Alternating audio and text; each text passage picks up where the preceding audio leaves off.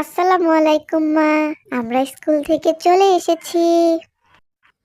ওয়ালাইকুম আসসালাম মামুনি।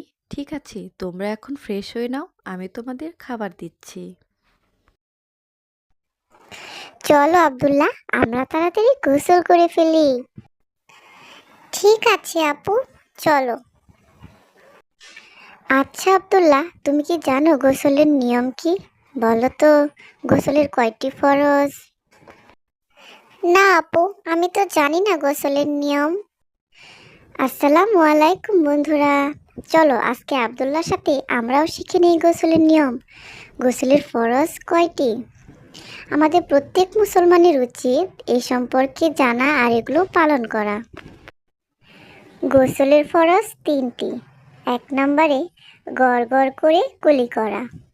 2 নম্বরে নাকে পানি দেওয়া। 3 নম্বরে সমস্ত শরীর ধৌত করা। তো আজকে আমরা শিখে নিলাম গোসলের ফরজ কয়টি ও কি কি। ছোট্ট বন্ধুরা, তোমরা কিন্তু এই নিয়মগুলো পালন করবে। আর হ্যাঁ, ইসলামিক সুন্দর সুন্দর নিয়মকানুন জানার জন্য আমার এই চ্যানেলটি সাবস্ক্রাইব করে রাখবে।